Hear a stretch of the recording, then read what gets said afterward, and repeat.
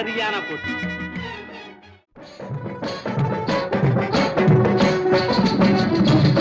பாட்டுக்கு பாரதி என்றால் பேச்சுக்கு பெண்கள்.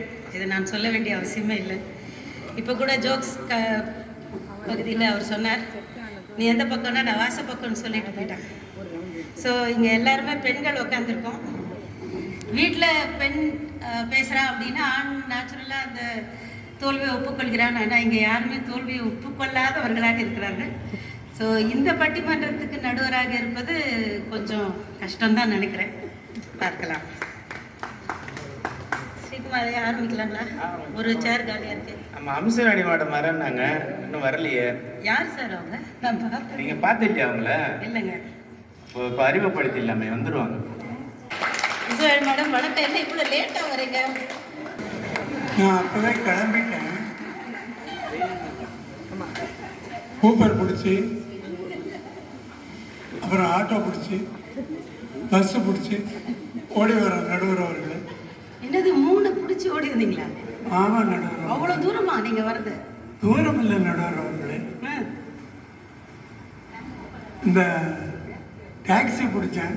சரி. அது நடுவில் பஞ்சர். கஷ்டம். அப்புறம் ஆட்டோ பிடிச்சேன், அது மக்கள். அதுக்கப்புறம் பஸ்ஸை பிடிச்சி கூட்டு வந்து இறங்கி ஓடி வரலான்னா எனக்கு 80 வயசு ஆச்சு. ரொம்ப முடியல. என்னோட நல்ல நேரம், காமெடி கிளப்போட நல்ல நேரம், 2 தெரு நாய் துரத்திட்டு அதில் ஓடி வந்துட்டேன். மேடம் ஏன் தனியாக வந்தீங்க? உங்கள் ஹஸ்பண்ட் யாரும் இல்லையா?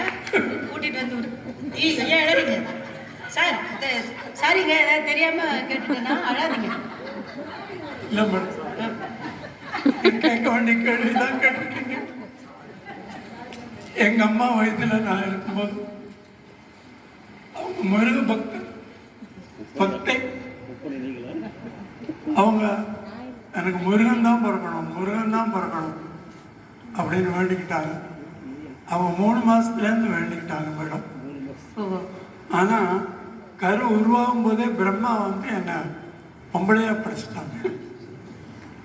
சரி, முருகனும் பிரம்மாவும் காம்ப்ரமைஸ் பண்ணி, சரி உங்கள் இதுக்கு பங்குக்கு பொம்பளையாக ஆக்கிருங்க, என் பங்குக்கு ஆம்பளை குரல் கொடுத்துட்றேன்னு அதான் மேடம். அதனால தான் எங்கள் வட்டாரத்தில் ஆம்பளை குரல் அம்சம் வேணும்னா அவ்வளோ இஷ்டம் மேடம். நல்லா இருக்கு பட்ட பேர். சரி, வேற ஏதாவது கேள்வி கேட்கணும்? ஒன்றும் இல்லை. பட்டிமன்றத்தை ஆரம்பிச்சிடலாமா? என்ன ஏதாவது நீங்கள் சொல்ல வேண்டியது இருக்காங்க? வேற ஏதோ கேள்வி இருக்குமே மேடம்?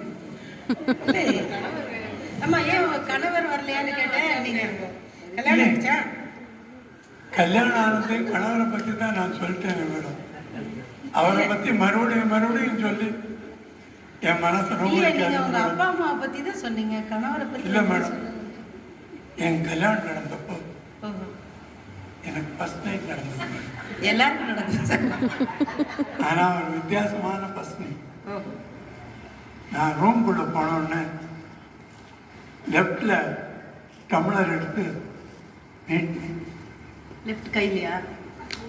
ஏன்னா நான் லெஃப்ட்டு. சரி, அதனால நீட்டினேன். சத்தம் போட்டார் பாருங்க. உங்கள் வீட்டில் இப்படி தான் பழக்கியிருக்காங்களா? லெஃப்டில் தான் கொடுப்பியா அப்படின்னு சொன்னார். நான் உடனே விதலைக்கு மாற்றிக்கிட்டு சாரிங்க ஒரு வார்த்தை தான் சொன்னேன் மேடம். அவ கதவை திறந்துக்கிட்டு எங்கேயோ ஓடி போயிட்டாரு. ஐயோ, சாரின்னு சொன்னதுக்கு ஓடி போயிட்டாரு. அதுக்கு போடல மேடம். என் குரல் ஆம்பளை குரலாக இருக்கான். நான் என்ன மேடம் பண்ணுவேன்? பெத்தோ அப்படி பெற்று விட்டா நான் என்ன மேடம் பண்ணுவேன்? நான் என்ன சுசீலா வயசுலையா பாட முடியும், பேச முடியும்? அமைதியாக கொடுத்துருக்க வேண்டியதானே? ஏன் வாய் திறந்து சாரி? ஓடினார் எங்கே போனார்னு தெரியல. 60 வயசு ஆச்சு, 60 வருஷம் ஆச்சு மேடம். நான் இன்னும் முரட்டு சிங்கிளாகவே இருக்கேன். சரி, என் புருஷனு எங்கேயோ இமயமலை அடிவாரத்தில் பார்த்ததா ரஜினி சொன்னாரு. நீங்களே அவரை சரியா பார்க்கல, அப்புறம் ரஜினிக்கு எப்படி அவர் அவ்வளோ? இது தெரியும், அவங்க கோபாலபுரத்தில் கோலிகுண்டு ஆடி இருக்காங்க. ஆமாம். சரி, அதெல்லாம் இருக்கட்டும். ஒரு கேள்வி கேட்கலாமா? கேளுங்க. சாப்பாட்டுக்குள்ள என்ன பண்றீங்க? ஜீவனத்துக்கு புருஷன் ஓடி போயிட்டாருங்கிறீங்க. மேடம், எங்கள் அப்பா மகாதேவ சாஸ்திரி, நல்ல வேதம் படித்தவர். அப்ளிகேஷனில் டாக்டர் ஆஃப் மகாதேவ சாஸ்திரின்னு போட்டு உடனே எனக்கு சாஸ்திரி பவனில் வேலை கொடுத்துட்டாங்க மேடம். அப்படியா? சாஸ்திரின்னு போட்டால் சாஸ்திரி பவனில் வேலை கொடுத்துருவாங்களா? அந்த காலத்தில் கொடுப்பாங்க மேடம். இப்போ சாஸ்திரின்னு போட்டால் உடனே அப்ளிகேஷனையும் கிழிச்சு எழுதிடுவாங்க.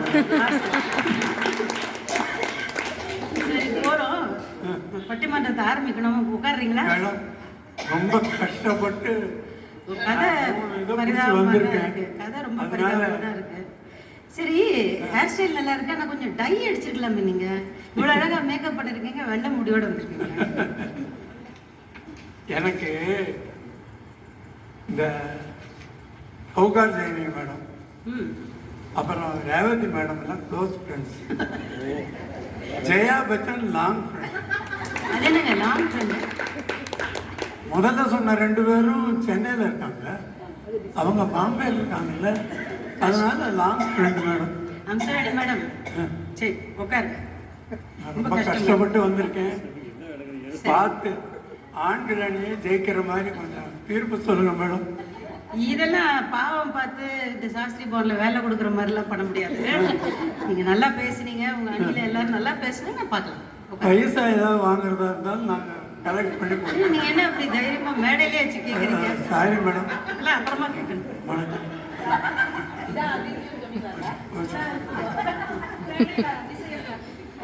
உட்காரலாம். நகை நட்டெல்லாம் நிறைய போட்டுக்க மாதிரி இது நகை நட்டு நான் நானாக போயிருந்தேன். ஓஹோ, அங்கிருந்து நேரம் வந்துட்டேன்.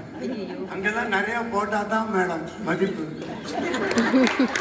கூப்பிட்டாங்க நான் வர சொல்லி, நகை இல்லை நல்ல போல. ஐயோ, நீங்க ரோல் கோல்டு போட்டு போட்டு ரோல் கோல்டு மேடம். நல்லா இருக்கு, உங்களுக்கு நல்லா இருக்கு, எல்லாருக்கும் நல்லா இருக்குமா? ஃபர்ஸ்ட் நைட்லயே ஓடிட்ட புருஷனை எனக்கு நகை பண்ணி போட போறோம். நீங்க அதையே திருப்பி திருப்பி நினைச்சு வருத்தப்படுறீங்க. அது மறக்கணுங்கிறதுக்கு தான் வாய்க்கு வந்தபடி குழந்தைகிட்டு இருக்கும்.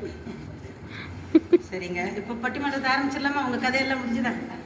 இன்றைய பட்டிமன்ற தலைப்பை ஒரு தடவை நான் நினைவுபடுத்துறேன். ஏன்னா அம்சவேணி மேடம் எல்லாரையும் வேற டைரக்ஷன்ல கொண்டு போயிட்டாங்க. இது வந்து வயதான பெற்றோர்கள், முக்கியமாக அவர்களுக்கு பெண் குழந்தைகளா ஆண் குழந்தைகளா யார் அதிக அனுசரணையாக இருக்கிறார்கள் என்கிறது தான் என்னுடைய தலைப்பு. இன்னைக்கு தேதியில யார் கூட இருக்கிறாங்கன்னு தான் பட்டிமன்றம் வைக்கணும்னு நினைக்கிறேன். இப்போ அந்த நிலைமைக்கு நம்ம எல்லாரும் வந்துட்டோம் ஆல்மோஸ்ட். இருந்த போதிலும் யார் அனுசரணையாக இருக்கிறார்கள்? அனுசரணைன்னா என்னங்க? அன்பாக இருக்கிறார்கள்னு சொன்னால் அது ஒரு வகை அனுசரணைன்னு சொல்கிறாங்க. அன்பு அப்படிங்கிறத நான் இதை எப்படி பார்க்குறேன்னா, அன்பை வெளிப்படுத்தும் ஒரு வழி, ஒரு நன்னடத்தையாகத்தான் நான் இந்த அனுசரணைங்கிற வார்த்தையை பார்க்கிறேன். அந்த இதில் பையனா பெண்ணா யார் அதிகபட்சம் அப்பா அம்மா கிட்ட அனுசரணையாக இருக்கிறார்கள்? அன்பு நிறைய பேருக்கு இருக்கும். எந்த குழந்தையும் அப்பா அம்மாவை அன்பு செலுத்தாமல் இருக்கிறது இல்லை. நிறைய ஆண் பிள்ளைகள் பொதுவாக, நான் இப்போ எந்த அணிக்கும் சார்பாக பேசலை, சாதாரணமாக சொல்கிறேன், எந்த பிள்ளையும் ஆண் பிள்ளைக்கும் அதிகமாக அன்பு இருக்கும், ஆனால் வெளிக்காட்ட மாட்டாங்க. தெரியாது, நம்ம வளர்த்தது அப்படி.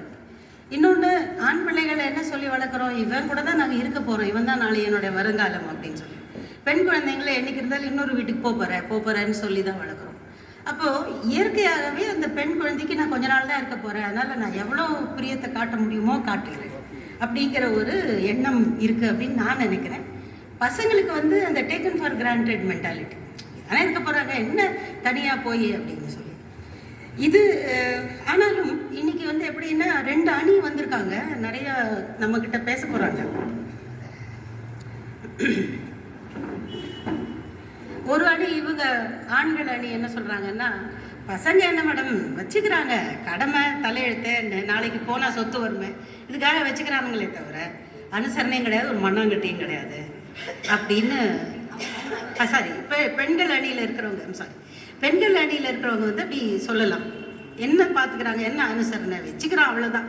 ஆனால் அம்மா அப்பா வந்து பெண்ணை சந்திக்கிற போது சொல்கிற புலம்பல்கள் எல்லாம் கேட்டால் நெஞ்சை வெடிச்சிடும் போல இருக்குது அப்படின்னு சொல்லி இவங்க வந்திருக்காங்க. இந்த பக்கம் இருக்கிறவங்க சொல்கிறாங்க, எல்லாத்தையும் வாரி சுருட்டிட்டு போயிடுறீங்க, சும்மா வார்த்தையா ஒரு நாளைக்கு ஒரு 30 ஃபோன் பண்ணி அம்மா எப்படி இருக்க, அப்பா எப்படி இருக்க அப்படிங்கிறீங்க. பையன் என்ன பண்ண முடியும்? கூடவே இருக்கிறவன் டெய்லி கேட்டுட்டு இருப்பானா அம்மா சௌக்கியமானு அப்படின்னு சொல்லி இவங்க வரிஞ்சு கட்டிகிட்டு இருக்காங்க. ஸோ நம்ம இவங்க எல்லாரையும் நான் உங்களுக்கு பேர் மூலமாக சொல்லிட்டேன். இவங்க அம்சவேணியை நானே இன்னைக்கு தான் முதல் தடவை பார்க்குறேன். ரொம்ப சந்தோஷமா இருக்கு. வருத்தப்படாதீங்க, எதுக்கு எடுத்தாலும் வருத்தப்பட்ட எப்படி? நம்ம காமெடி கிளப்புக்கு வந்திருக்கோம் இல்லையா? சரி, முதல்ல முதுமையில் பெற்றோர்களுக்கு அனுசரணையாக இருப்பவர்கள் ஆண்களே என்ற தலைப்பில் பேசுவதற்காக திருமதி NLP பகவதி பிரவீன் அவர்களை அழைக்கிறேன்.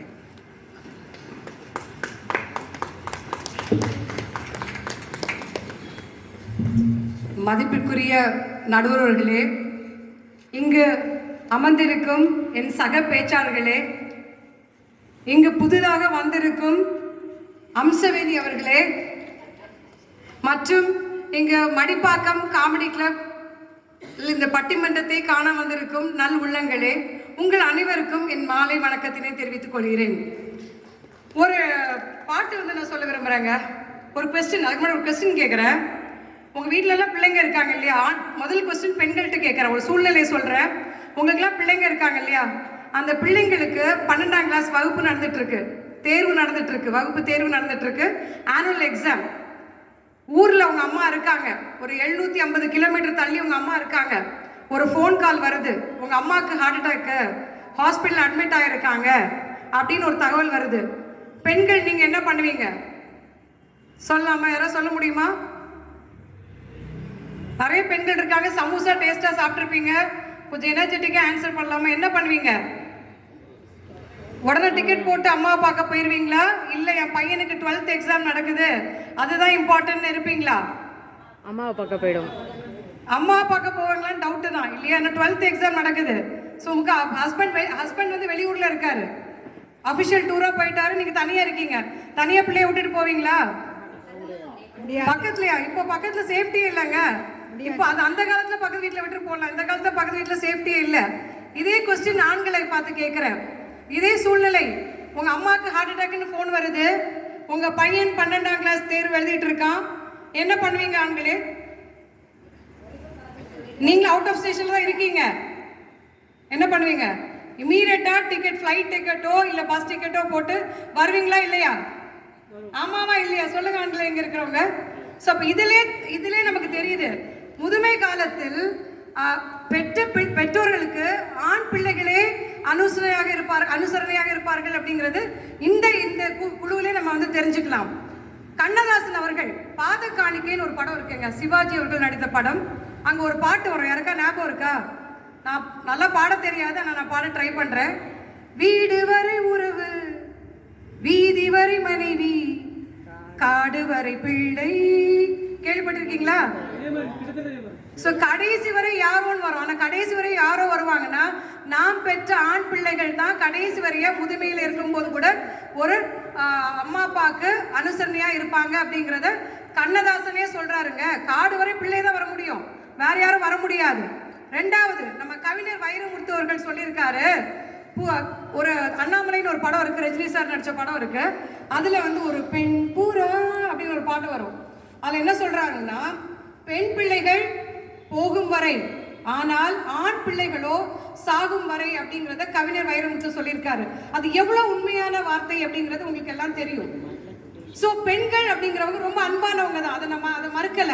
ஆனால் பெண்கள் சூழ்நிலை கைதியாக ஆக்கப்படுகிறார்கள் அவங்க குடும்பங்கள்ல. அவங்க சூழ்நிலையால் அவங்களால வீட்டுக்கு வர முடியல.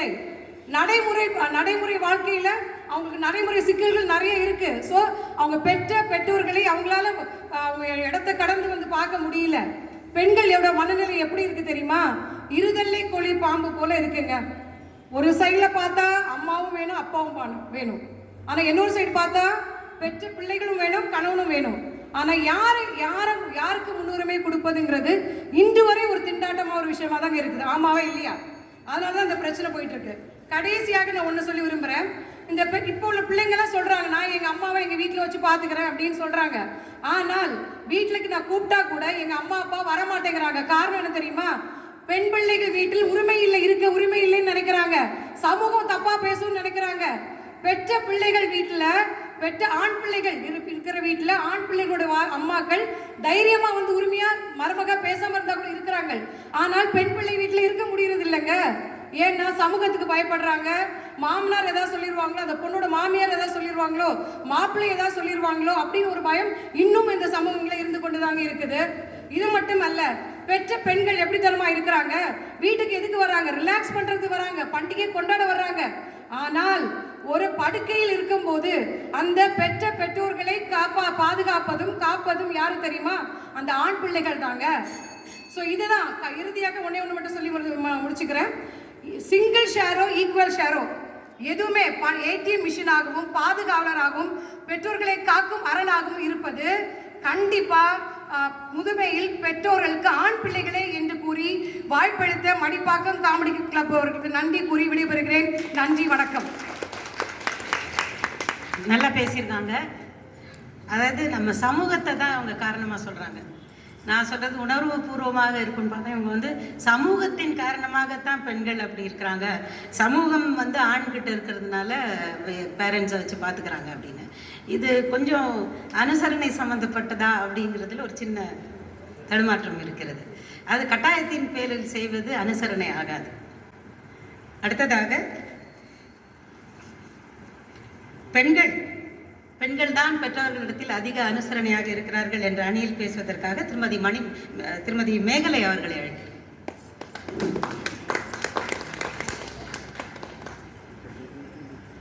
அனைவருக்கும் இனிய மாலை வணக்கம். இன்றைய பட்டிமன்றத்தோட தலைப்பு என்னன்னு பார்த்தீங்கன்னா, முதுமையில் அனுசரணையாக இருப்பது ஆண் பிள்ளைகளா பெண் பிள்ளைகளா? இதில் அனுசரணையாக இருக்க வேண்டியது பிள்ளைகள். அதில் ஆண் பிள்ளையா பெண் பிள்ளையா அப்படிங்கிற ஒரு பட்டிமன்றம் வச்சு பேசுகிற அளவுக்கு இன்றைக்கி நிலைமை கண்டிப்பாக இருக்குது. ஸோ நான் வந்த உடனே எனக்கு எங்கள் நடுவரை முன்னாடி தெரியாது, எனக்கு முன்னாடி நாங்கள் பார்த்ததில்லை. அவங்க பக்கத்தில் போய் உட்காந்து நீங்கள் எந்த அணிலேருந்து பேசுகிறீங்க அப்படின்னு கேட்டேன். நான் தாங்க நடுவர், நான் தான் ஜட்ஜை, நான் தான் தீர்ப்பு சொல்ல போகிறேன் அப்படின்னாங்க. அப்படி கொஞ்சம் நைஸாக பேப்பரை எட்டி பார்க்கலான்னு பார்த்தா அவசரமாக மூடிக்கிட்டாங்க. பட் கண்டிப்பாக எனக்கு தெரியும் என்ன தீர்ப்பு வரப்போகுது அப்படின்னு. தீர்ப்பை எழுதி வச்சுட்டுலாம் வரலம்மா, நீங்கள் பேசுறதை வச்சு தான் சொல்லணும். ஸோ இப்போ எப்படி இருக்குது அப்படின்னா, பெண் பிள்ளைகள் தான் முதுமையான பெற்றோர்களுக்கு எப்பவுமே அனுசரணையாக இருக்காங்க அப்படிங்கிறது இந்த கையில் இருக்கிற புண்ணை கண்ணாடி வச்சு பார்ப்போம் இல்லையா, அந்த மாதிரி பார்க்குற ஒரு விஷயமா தான் நான் பார்க்குறேன். எல்லாருக்குமே தெரிஞ்ச விஷயம், பெற்றோருக்கு ஆதரவாகவும் அனுசரணையாக இருப்பதும் பெண் பிள்ளைகள் தான். எதிரணியில் பேசின அவங்க சொன்ன மாதிரி, ஒரு பெண் பிள்ளைகள் நம்ம பெற்றோருக்கு ஏதாவது பண்ணணும்னா கணவருக்கு கேட்கணும், மாமனார் மாமியார் கிட்ட பெர்மிஷன் வாங்கணும், எல்லாம் கரெக்ட். இத்தனையும் இருந்தாலும் பெற்றோர்களிடம் மிகவும் அனுசரணையாக இருப்பது பெண் பிள்ளைகளே. ஆண் பிள்ளைகள் என்ன பண்ணுறாங்க அப்படின்னா, சில பேர் சொல்லுவாங்க, நான் அம்மாவை ரொம்ப நல்லா பார்த்துக்கிறேன், அம்மாவுக்கு ஏசி வச்சு ரூம் வச்சு கொடுத்துருக்கேன், தனியாக பெரிய டிவி வச்சு கொடுத்துருக்கேன், அவங்களுக்கு எந்த சீரியலுமே மிஸ் ஆகாமல் அம்மா பார்த்துட்டு ஹாப்பியாக சந்தோஷமாக இருக்காங்க.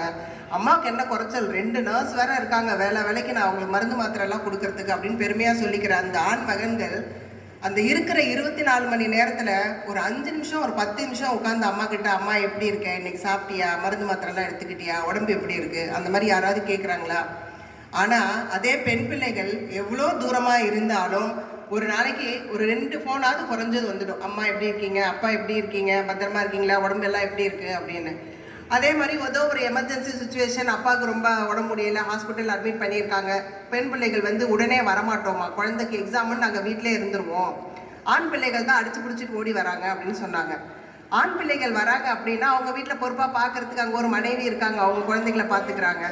நாங்கள் என்ன பண்ண முடியும்? நாங்கள் அப்படி விட்டுட்டு போனால் வீட்டில் இருக்கிறவங்களை யார் பார்க்கறது? வீட்டில் இருந்து கேள்வி கேட்குறவங்களுக்கு நாங்கள் பதில் சொல்லணுமே. நாங்கள் பசங்களுக்கு எக்ஸாம்னு வீட்டில் இருந்தால் கூட நினைவெல்லாம் அங்கே தான் இருக்கும். போயிருப்பாங்களா, டாக்டரை பார்த்துட்டாங்களா, டெஸ்ட் எடுத்துட்டிங்களா, என்ன ரிசல்ட் வந்துச்சு, டாக்டர் என்ன சொன்னாங்க. பக்கத்தில் இருக்கிறவங்க டாக்டர்கிட்ட கொண்டு போய் விட்டுட்டு மொபைலை பார்த்துட்டு இருப்பாங்க. ஆனால் எங்கேயோ தூரமாக இருக்கிற அம்மா கூட அம்மா பற்றி யோசிச்சுக்கிட்டே இருக்கிறது பெண் பிள்ளைகள் தான் கண்டிப்பாக. அதே மாதிரி இன்னொரு விஷயம் வந்து, பெண் பிள்ளைகளுக்கு வந்து 1008 பிரச்சனை இருந்தாலும் எப்படி வந்து பெற்றோர்கள் மேலே நம்ம ஒரு அன்பாக அனுசரணையாக இருந்து பார்த்துக்கிறோமோ அதே கடமை ஆண் பிள்ளைகளுக்கும் இருக்குது. இவங்க சொன்னாங்க, பெண் பிள்ளை ஆணுக்கு வந்து கட்டாயம் பையன் தான் பார்த்துக்கணும்னு நம்ம சமூகம் சொன்னதுனால அவங்க பார்த்துக்கிறாங்க அப்படின்னு சொல்கிறாங்க. ஆனால் சிலர் பேரோட ஒரு குறை இருக்கும். என்ன அப்படின்னா, என் பொண்ணு தான் எல்லாம் என்னை பார்த்துக்கிறா, என் பையன் என்னை பார்த்துக்கிறது இல்லை, ஆனால் என் மருமகள் அவங்க அம்மா அப்பாவை நல்லா பார்த்துக்கிறா, என்னை பார்க்க மாட்டேங்கிறா. ஸோ அந்த இடத்துல கூட ஒரு பெண்ணு தான் அவங்க அம்மா அப்பாவை பார்த்துக்கிறாங்க. ஸோ கண்டிப்பாக பெற்றோர்களுக்கு அனுசரணையாக இருக்கிறது பெண் பிள்ளைகள் தான். அதனால நம்ம ரொம்ப ஏதோ ஃபெசிலிட்டி பண்ணி கொடுத்துருக்கோம், நம்ம அம்மாவை சந்தோஷமாக வச்சுக்கிறோம். எப்படி சந்தோஷமாக வச்சுக்கிறீங்க? டாக்டர்கிட்ட கூட்டிகிட்டு போகிறது மருந்து மாத்திரை மட்டும் கிடையாது, மனதளவுலையும் அவங்க சந்தோஷமாக இருக்காங்களா அப்படிங்கிறதும் பார்க்க வேண்டியது கண்டிப்பாக பெண்கள் தான் அதை பண்ணிகிட்டே இருக்காங்க. இன்னொன்று வந்து அவங்க சொன்னாங்க, ஒரு பாட்டெல்லாம் வேற பாடி காமிச்சாங்க, காடு வரை பிள்ளை தான் கடைசி வரைக்கும் வரான்னு. அதே கண்ணதாசன் இன்னொரு பாட்டில் என்ன சொல்லியிருக்காரு தெரியுமா? தென்னையை வச்சா இளநீர், பிள்ளைய பெற்றா கண்ணீர். அதுதாங்க இப்போ நடந்துட்டு இருக்கு. ஸோ முதுமை காலத்தில் பெற்றோருக்கு ஆதரவாக இருப்பது பெண் பிள்ளைகளே என்று கூறி விடைபெறுகிறேன். வாய்ப்பளித்ததுக்கு நன்றி, வணக்கம். நல்லா பேசுனீங்கம்மா, பரவாயில்ல, அவங்களுக்கு நல்ல கவுண்டர் கொடுத்துருக்கீங்க. பெண் வந்து ஃபோன் பண்ணி டெய்லி அம்மா அப்பாட்ட பேசுவா. இதை வந்து ஆண்கள் எப்படி பார்க்குறாங்கன்னு உங்களுக்கே தெரியும். எத்தனை தடவை ஃபோன் பண்ணாலும் எங்கேஜாகவே இருக்கும். காலையில் என்ன சமைச்சா, நைட் என்ன சமைச்சா, இதுதான் ஓடிட்டுருக்கு நல்ல பல குடும்பங்களில். ஸோ இது வந்து நம்ம தலைப்பு வந்து பெற்ற அப்பா அம்மாவை யார் பார்த்துக்கிறாங்கங்கிறது தான். பொதுவாக பெண்கள் பார்த்துக்கிறாங்கங்கிறது தலைப்பு கிடையாது. ஸோ இந்த தலைப்புக்கு ஏற்பதான் நம்ம வந்து பாயிண்ட்ஸ் கொடுக்கணும். முதுமையில் பெற்றோருக்கு பெரிதும் அனுசரணையாக இருப்பவர்கள் ஆண்களே என்ற அணி சார்பாக இரண்டாவதாக டாக்டர் தமிழரசி அவர்களை பேசுமாறு அழைக்கிறேன்.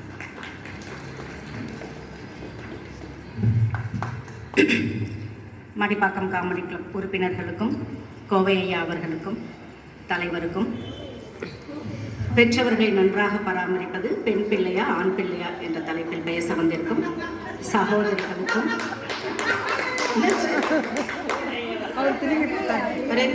கோவை ஐயா சார் ஊருக்கு போயிருக்காங்க,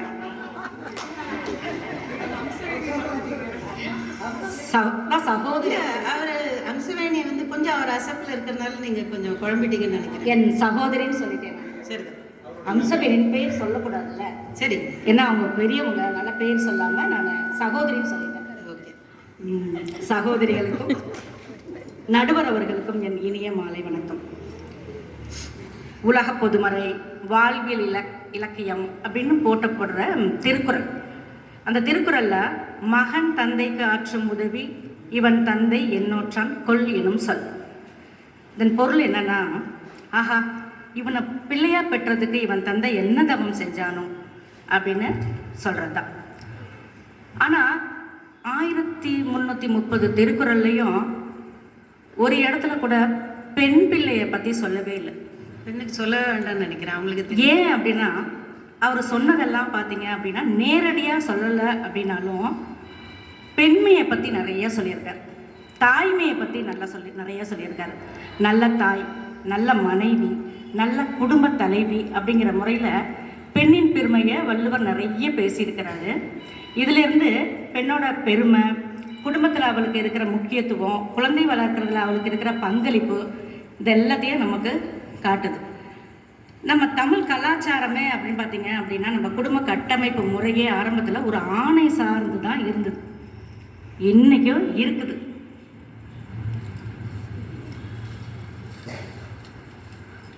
ஒரு குடும்பத்தில் ஒரு ஆண் குழந்தை பிறந்துருச்சுன்னு வச்சுக்கோங்களேன், என்ன சொல்லுவாங்க?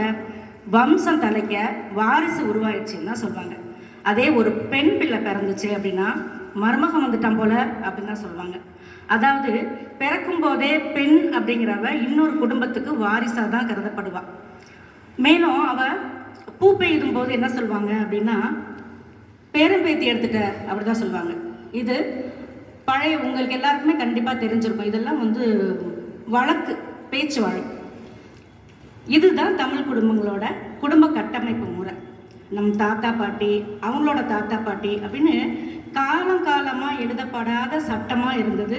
ஒரு ஆண் மகன் தான் தன்னுடைய பெற்றோர்களை கவனிச்சுட்டு வந்தான். நீ பார்த்துக்கோ அப்படின்னு சொல்லி எந்த பெண் குழந்தைகிட்டையும் சொல்லி வளர்க்கப்படவே இல்லை. போகிற இடத்துல உன் மாமனார்கிட்ட அனுசரணையாக நடந்துக்கமா, புருஷன் சொல்கிற பேச்சு கேட்டு நடந்துக்கமா, அப்படி தான் சொல்லி வளர்க்கப்பட்டாங்க.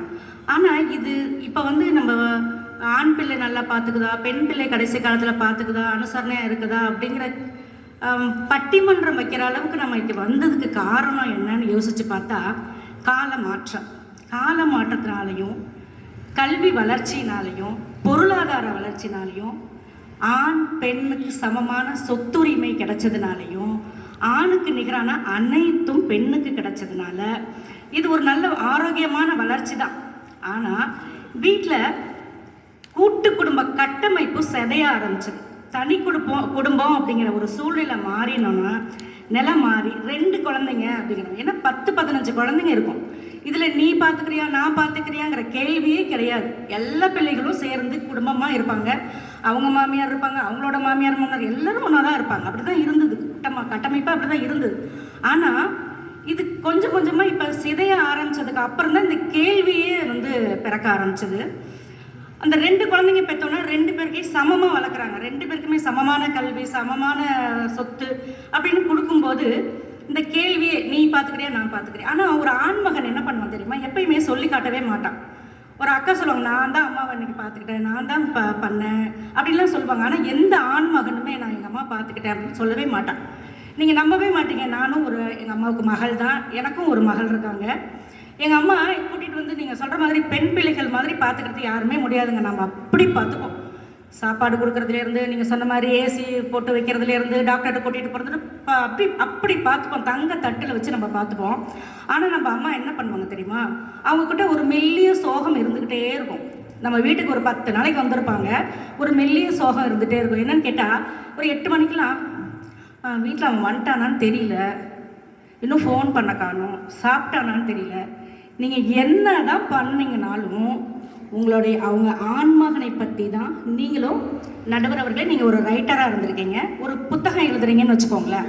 இருக்கேம்மா, இருக்கீங்க, ஒரு புத்தகம் எழுதுறீங்க அப்படின்னா அதில் புத்தகத்தை எழுதிட்டோம், நான் நல்லா எழுதியிருக்கேன் அப்படிங்கிறது இல்லை. உங்களுக்கு அதை படித்து விட்டு ஃபீட்பேக் கொடுத்தாதான் உங்களுக்கு அது தெரியும் இல்லையா? அதே மாதிரி நீங்கள், நான் உண்மையாக சொல்கிறேன், நானும் ஒரு மகளாக சொல்கிறேன், நம்ம நல்லா தான் பார்த்துப்போம். எல்லா மகள்களும் நல்லா தான் பார்த்துப்பாங்க.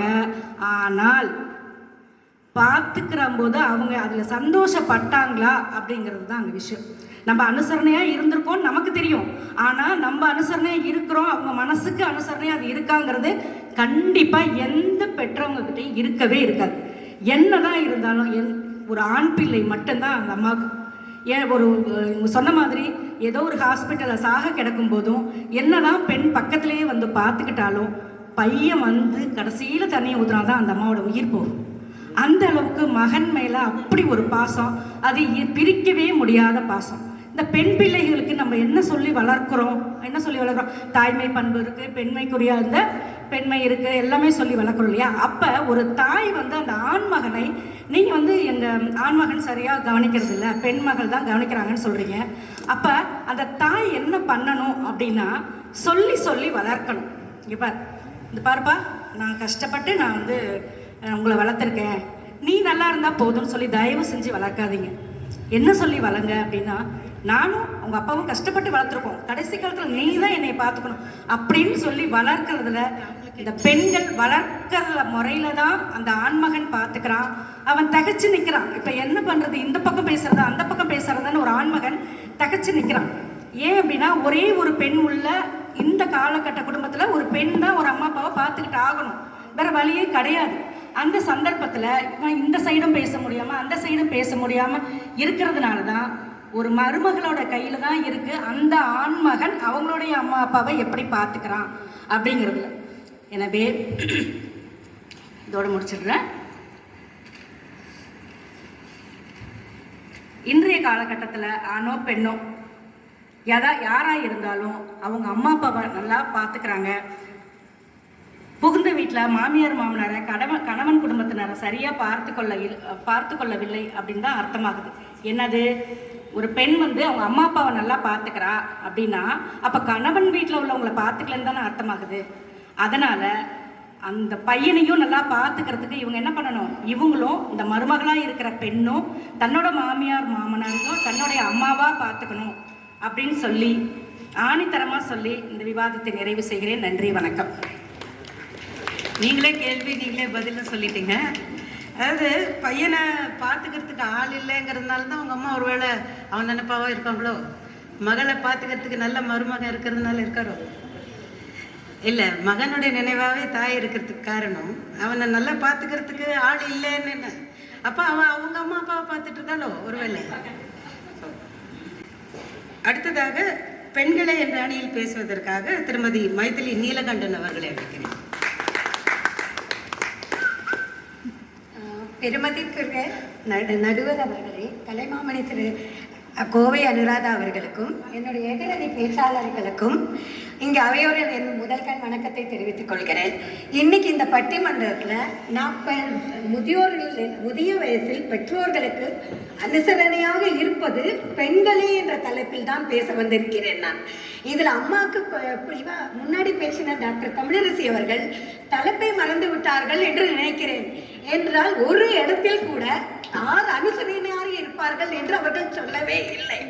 முதுமை என்னை பொறுத்தவரை முதுமையில் பெற்றோர்களுக்கு பேராதரவாக இருந்ததும் சரி, இருப்பதும் சரி, இருக்க போவதும் சரி, இன்றைய காலகட்டத்தில் பெண்கள் தான் என்பதை நான் ஆணித்தரமாக கூறுகிறேன். முதலில் பணப்பதவி என்று எடுத்துக் கொடுத்தால் இந்த காலத்தில் பிள்ளைகள் தான் பணம் கொடுக்க வேண்டும் என்று இல்லை, பெண்களும் சரிசமமாக அவர்கள் சக்திக்கு மீறியும் சரி அதிகமாகவும் தான் தன் பெற்றோர்களுக்கு செய்கிறார்கள். அது அனுபவபூர்வமான உண்மை. அது எல்லார் வாழ்க்கையிலும் நடந்துதான் இருக்கிறது, நடந்து கொண்டுதான் இருக்கிறது. அடுத்தது நீங்க மருத்துவம் எடுத்துக்கோங்க. அம்மா அப்பாவுக்கு உடம்பு சரியில்லைனா பொண்ணு வந்து நான் ஃபோன் பண்ணி கேட்கறதோட நான் கவலைப்பட்டு இருக்கேன் நிற்கிறது இல்லை, தன் வேலையிலெல்லாம் கூட்டுட்டு முதல்ல ஓடி வரா. பையன் என்ன சொல்றான், அம்மா நான் அங்கே இருக்கேன், எங்கே இருக்கேன், நான் வரேன், அரை மணி நேரம் கழிச்சு வரேன், என் பிள்ளைய ஸ்கூலுக்கு கொண்டு போயிட்டு இருக்கேன், பேரண்ட் டீச்சர் மீட்டிங்ல இருக்கேன்னு சொல்றானே தவிர முதல்ல வர்றது கிடையாது. பெண்கள் தான் அந்த டயத்தில் அவளுக்கு வந்து தன் அம்மா அப்பா தான் முக்கியங்கிறது வருது. எல்லாத்தையும் தூக்கி தள்ளுறா. தம் வீட்டில் என்ன சொல்வாளோ எதை சொல்வாளோ அதை கவலைப்படுறது இல்லை. ஓடி வந்து பெண்கள் அப்பா அம்மாவை ஹாஸ்பிட்டலுக்கு கூட்டின்னு போகிறதும் சரி, மருத்துவரை ஆலோசிக்கிறதும் சரி, அது வேண்டிய மருத்துவ ரீதியாக அதுக்கு வேண்டிய பரிசோதனைகள் அதுக்கு மருந்துகள் வாங்கி தன் பெற்றோர்களை வீட்டுக்கு வந்து கொண்டு சேர்த்து அவர்களுக்கு மருந்தையும் ஊட்டி சாதத்தையும் ஊட்டி மருந்தையும் அவர்களை போட்டுக்க செய்து அவர்கள் தூங்க வைத்து விட்டுத்தான் தன் வீட்டுக்கு செல்கிறார். அவளால் சூழ்நிலை கைது என்று சொல்லலாம். பட் அந்த இடத்துலையும் அவள் அம்மா அப்பாவுக்கு முக்கியத்துவம் கொடுக்கிறார். ஏன்னா தானே தாய்மைங்கிறது தாய்மையை பற்றி பெண்களை தவிர யாரால் புரிந்து கொள்ள முடியும்? அம்மா பட்ட கஷ்டங்கள், அம்மா தன்னை தான் பிள்ளை பெறும்போதுதான் அம்மா தன்னை பெற்றது அம்மா கஷ்டம் என்பது அவளுக்கு நினைவு வரும். அதே மாதிரி தன் குழந்தையை வளர்க்கும் போதுதான் அப்பா தனக்காக எத்தனை கஷ்டப்பட்டு இருக்கிறாள் என்று நிலம். அந்த டயத்தில் அப்பா அம்மா தான் அவளுக்கு உணர்வுபூர்வமாக முக்கியமாக இருக்கிறாளே தவிர வேறு எதுவும் என்று கிடையாது. அதை பிள்ளை என்றால் மன ரீதியாக அணுகவே மாட்டான், பண ரீதியாக தான் யோசிப்பான். அது கண்டிப்பாக சரி. வீட்டு வேலைகள் இருக்கட்டுமே, பெண்கள் வந்து பக்கத்தில் இருப்பா, சேர்ந்து இருப்பான்னு நான் சொல்ல வரல. அந்த ஊர்லேயே இருந்தா கூட அப்பா அம்மாவுக்கு ஏதாவது முடியலைன்னா ஓடி தன் வீட்டு வேலைகளையும் முடித்து விட்டு அவள் கூட்டு குடும்பத்தில் இருந்தால் தன் மாமனார் மாமியாருக்கும் செய்ய வேண்டிய கடமையும் முடித்து விட்டு அம்மா அப்பாவுக்கு பார்க்க ஓடோடி வருவாள். அவள் மனத்தில் வேறு எந்த சுயநலமும் கிடையாது. ஒரே எண்ணம், நம்ம அம்மா அப்பாவை பார்த்துக்கணும். நம்ம அம்மா அப்பா நமக்காக எத்தனையோ தியாகங்கள் செய்திருக்கிறார். முதுமையில் அவர்களை பார்க்க நமக்கு கொடுத்து வைத்திருக்கிறது. அது பண்ண வேண்டியது ஒண்ணுதான். ரெண்டு பையன் என்ன சொல்லுவான், முந்தின ராத்திரி அம்மாட்ட சொல்லிருப்பான், அம்மா நான் வந்து காம்படிஷன்ல கலந்துட்டேன், எனக்கு வந்து ஒரு பிரைஸ் கிடைச்சது. சரிப்பா என்ன பாட்டு பாடினேன்? தாயில்லாமல் நான் இல்லை பாடினேன். பாவன் மறுநாள் பார்த்தாலும் அம்மா சொல்லுவா, இந்த மாதிரி எனக்கு டாக்டருக்கு போகணும் வாரும்பா. இல்லைம்மா நான் இப்போ எனக்கு டைம் கிடையாது. அந்த தாயில்லாமல் நான் இல்லைன்னு பாடின பிள்ளை அடுத்த நாள் தாய் கூப்பிட்டவரன் உடனே வருவது கிடையாது. இது நிறைய வீடுகளில் நடக்கிற உண்மை, அனுபவ ரீதியாக வருகிறது. நீங்க மன ரீதி பார்க்கும் போது முதிய காலத்தில் உடம்புக்கு மன ரீதியாகவும் பெற்றோர்களுக்கு உதவி தேவைப்படுகிறது. சில சமயத்தில் அம்மாக்களுக்கு தன் மருமகளுடன் நிறைய ஷேர் பண்ணிக்க முடியாது. அந்த டயத்தில் பெண்களைத்தான் அவர்கள் நாடுவார்கள்.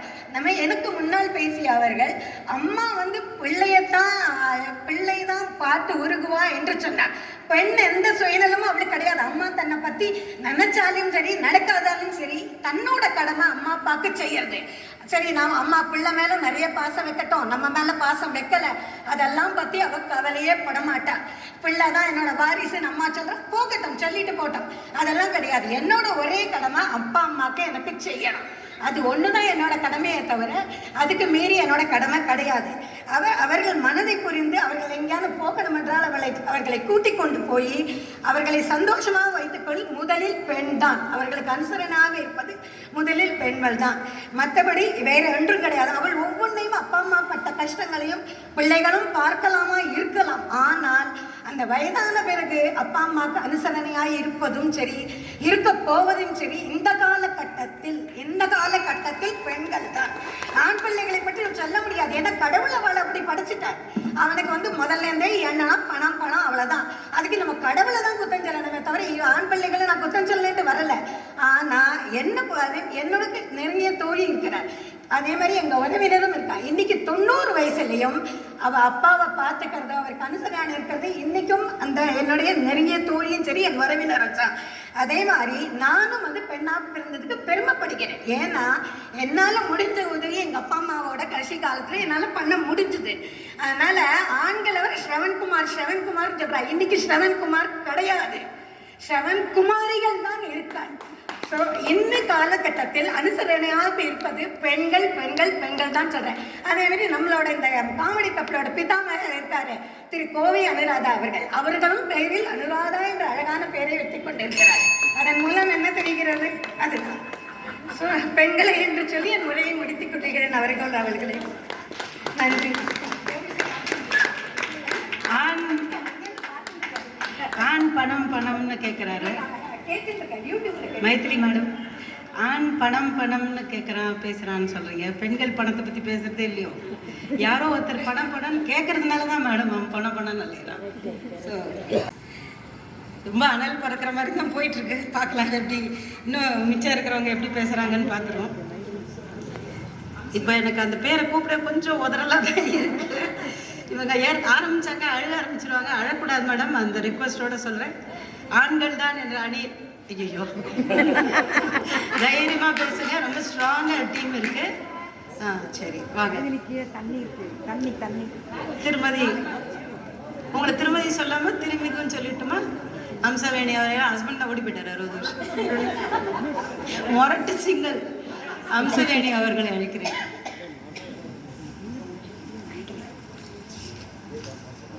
எனக்கு இப்போ என்ன பயம்னா, உங்களுக்குமா நான் இந்த வேஷத்துல இந்த வெளியில் வந்து பேசுகிறேன், இல்லை உள்ளேயும் பேசலாம்.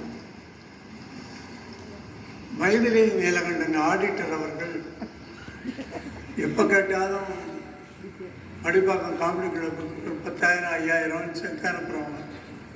தெரியாதனமாக எதிரணியில் போய் உட்காந்துட்டேன். இனிமே அனுப்புவாங்களோ மாட்டாங்க.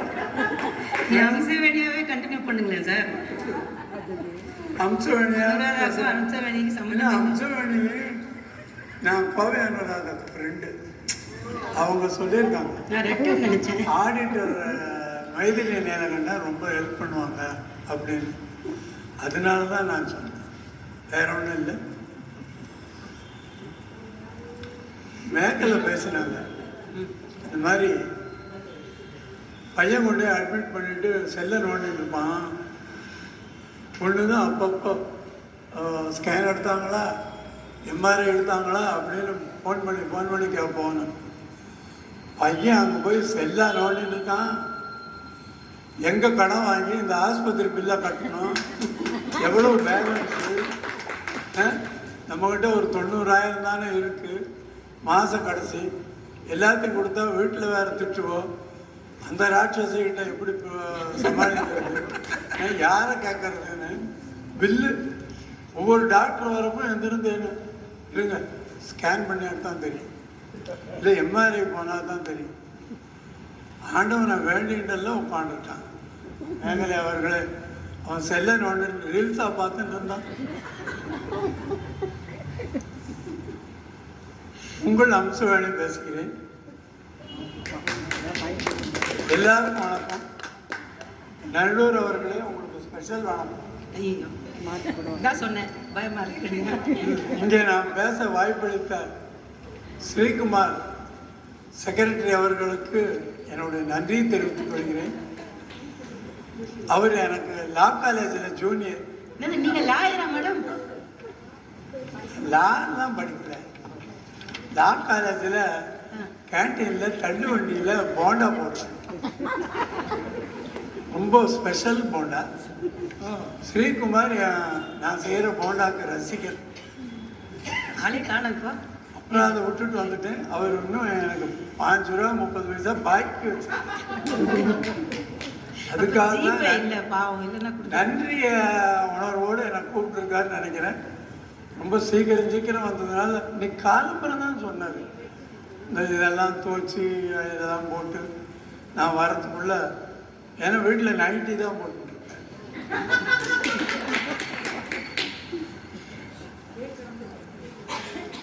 அப்போ லா காலேஜில் படித்தப்போ அது அவர் படித்தப்போ அவர் முடியெல்லாம் சுருள் அழகாக இருக்கும். இப்போ தான் ஒன்றும் இல்லாமல் இருக்கு. ரொம்ப அழகாக இருப்பார். சுனி மேடம் நான் போண்டா பாட்டுட்டே அவர் வாரம் கண்ணால் பார்ப்பேன். எவ்வளோ அழகாக சாப்பிட்றாரு பாருங்க. உங்க வீட்டுக்காரர் ஏன் ஓடி போனாரு? ஏன் அழகா ரசிக்க தெரியாத மனுஷன் ஓடி போயிட்டான். நான் என்ன பண்ணுவேன்? குரலா முக்கியம். அப்புறம் அவர் மேல எனக்கும் ஒரு கண்ணு. இதெல்லாம் பிராப்தம் இல்லை. நல்ல மனைவியை அவளுக்கு வச்சுட்டேன். இல்லாட்டா இந்த அம்சவாணி ஆம்பளை பொருள் அம்சவாணி கண்டு அவர் எவ்வளோ கஷ்டப்பட்டிருப்பார். ஆனால் அவர் ரொம்ப ஜூனியர். எனக்கு 10-20 வயசு குறைச்சார். அதெல்லாம் அந்த பாவம் எல்லாம் பண்ண 10-20 வயசா? ஆமாம். ஆனாலும் கண்ணு. முக்கியமான விஷயம், அவர் ஃபோன் பண்ணி சொன்ன உடனே நீங்கள் வந்து ஆண்கள் அணியில் பேசணும்னு சொன்ன உடனே எங்கள் வீட்டு சவுத்தில் ஒரு பள்ளி கத்துச்சு. நல்லா சொல்லணும். நான் உத்து பார்த்தா அது ஆம்பளை பள்ளி. அப்பவே தெரிஞ்சது ஆண்கள் அணி தான் ஜெயிக்கிட்டாங்க. பாருங்க அம்சாணி மேடம், பாருங்க இது வந்து பள்ளி ஜோசியம் நாடி ஜோசியம் இடம் கிடையாது. இது பட்டிமன்றம். அதுக்கு தேவையானதை பற்றி மட்டும் பேசுனீங்கன்னா நல்லா இருக்கும். இல்லைன்னா அதில் இந்த 10 நிமிஷம் நான் எடுத்துருவேன். கோச்சுக்காதுங்க மேடம். இல்லை கோச்சு மார்க் கம்மியாக போட்டுறாது. இல்லை உங்களுக்கு தான் டைம் கம்மியாயிடும். அதுக்கு சார். ஆமாம். முதுமையில் அனுசரணையாக இருப்பவர்கள் பெற்ற பெண்களே, பெற்ற பிள்ளைகளே, நடுவர் அவர்களே, இந்த கையில் ஒரு 500 ரூபா நோட்டு, இந்த கையில் ஒரு 50 ரூபா நோட்டு வச்சு யார் சின்ன பையனை கூப்பிட்டான்னு சொல்லுவானே எது வசந்ததுன்னு. 500 ரூபா நோட்டு தானே வசந்ததுன்னு சொல்லணும். அந்த மாதிரி தான் இந்த தலைப்பு. ஆண்கள் வசந்தவங்களா பெண்கள் அனுசரணையான்னு எப்படி மேடம் சொல்றது? பெத்த பிள்ளைகளுக்கு தான் பெற்றவங்களை காப்பாற்றுற சமூக பொறுப்பு இருக்கு. அதான் நம்ம சமுதாய அமைப்பு. அப்படின்னா பெண்களுக்கு இல்லையான்னு கேட்க வேண்டாம். அவங்களுக்கு இருக்கு, மனசு அளவில் இருக்கு. ஒரு பெண் அப்பா அம்மாவுக்கு அனுசரணையாக இருக்கணும்னா அவங்க கணவரோட அனுமதி வேணும். மாமியார் இருந்தால் முக்கியமாக அவளோட பர்மிஷன் வேணும். இல்லாட்டா ஒன்றுமே பண்ண முடியாது. இல்லைன்னா அவளோட ஆம்பளையானுக்கு அவள் ஆம்பளையா அவளுக்கு பொண்டாட்டி தாசன்னு டைட்டில் கிடச்சிடும். தன்னை மீறி எல்லாம் வேணால் செய்யலான்னா. ஆண் மனைவியை மீறி பெற்றவங்களை பார்த்துக்க முடியும், ஆனால் ஒரு பெண் பார்த்துக்க முடியாது. அதுவும் வேலைக்கு போகாத பொண்ணு கண்டிப்பாக பார்த்துக்க முடியாது. ஏன்னா ரூபா வேணும் இல்லையா? அதை பெற்றவங்களும் விரும்ப மாட்டாங்க. வீட்டில் வச்சுக்க முடியாட்டாலும் பசங்க முதியோர் இல்லத்துக்கு அனுப்பிச்சு அவங்களுக்கு வேண்டிய வசதிகள்லாம் செஞ்சு கொடுத்துக்கு எல்லாம் பணம் கொடுப்பான். அமெரிக்காவில் இருந்தாலும் இல்லைன்னா அவன் மானம் கப்பல் ஏறிடும். பெண் அப்படி இல்லை. அவளை சமூகத்தில் தப்பு சொல்ல மாட்டாங்க. யாருமே தப்பு சொல்ல மாட்டாங்க. நடுவர் அவர்களே, கொல்லி போடுறதுல இருந்து வருஷம் தவசம் பண்ணுற வரைக்கும் பையன்தான் அனுசரணை. அனுசரணைன்னு கடமை, அனுசரணை எல்லாம் ஒன்று தானே. பொண்ணு என்ன பண்ணுவோம்? அன்றைக்கி அவள் நாத்தனார் அமெரிக்காவிலேருந்து வரா. என்னால் வர முடியாது அண்ணா, நீ தவசம் பண்ணிவிடு, எத்தனை மணிக்கு சாப்பிட்ணுன்னு சொல்லி நான் இங்கே சாப்பிட்றேன், நான் இங்கேருந்து ப்ரே பண்ணோம். பையனால் முடியுமா? என் பொண்டாட்டியோட தம்பி வச்சுருக்கான், வந்திருக்கான், நான் தவசம் பண்ண முடியாதுன்னு சொல்ல முடியுமா? உயிரோடு இருந்தாலும் போனாலும் அனுசரணை, கடமை எல்லாமே ஒரு ஆண் பிள்ளைக்கு தான் இருக்குது. அப்படி தான் இந்த சமுதாயம். நாம் என்ன எப்படி மாற்ற முடியும்? என்ன தான் பேண்ட் சட்டை போட்டாலும் ஒரு பொம்பளை ஆம்பளை ஆகிட முடியாது. என்ன தான் சுடிதார் போட்டாலும் ஒரு பொம்பளை ஆகிடுறாங்களே சார், என்ன பண்ணுறது? அனுசரணை ஒரு கடமை தானே. கடமை இருக்கிறதுனால தான் அனுசரணையாக இருக்கும். சொத்து வச்சாலும் வைக்காட்டாலும் பையன் பொறுப்பாக இருந்தாலும். ராமன் காடு போன்னு சொன்னான், தசரதன் சொன்னார். உடனே ராமர் காட்டுக்கு போயிட்டார் இல்லையா? ராமன் இருக்கிற இடம்தான் அயோத்தின்னு சீதையும் போயிட்டார்.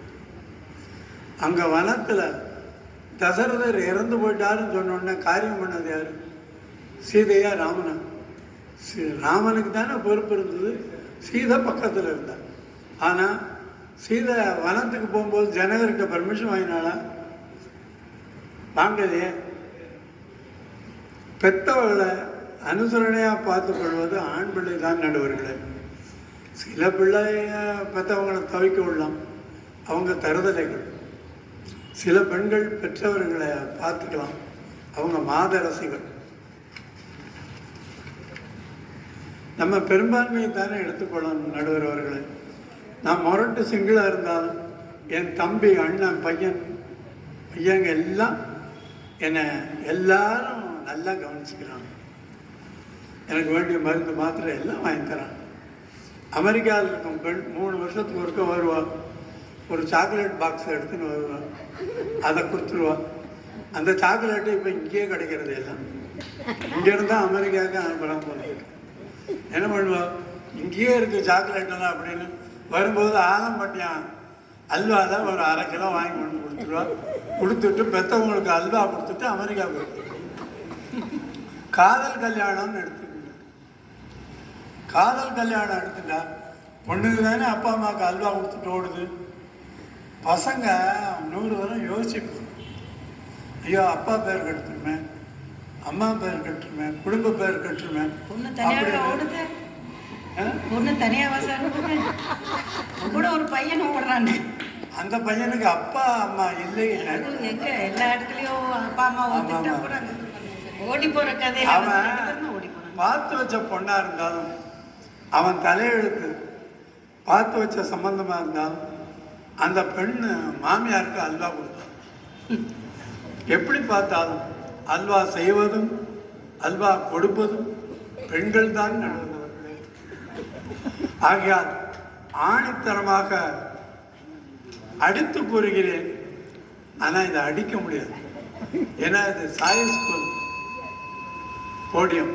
அதனால ஆணித்தரமாக சொல்கிறேன் நடுவர் அவர்களே, அனுசரணையாக இருப்பது, கடமை உணர்ச்சியோடு இருப்பது ஆண் பிள்ளைதான், ஆண் பிள்ளைதான், ஆண் பிள்ளைதான் என்று கூறுகிறேன். லேட்டாக வந்தேன் என்று கோபம் கொள்ளாமல் எங்கள் அணைக்கு சாதகமாக தீர்ப்பு கொடுங்கள் நடுவர் அவர்களே. வணக்கம், நன்றி. லேட்டாக வர்றது, அல்வா கொடுக்கறது எல்லாம் பண்ணிட்டு தீர்ப்பு உங்கள் சைடில் சொல்லுவாங்க. அப்படி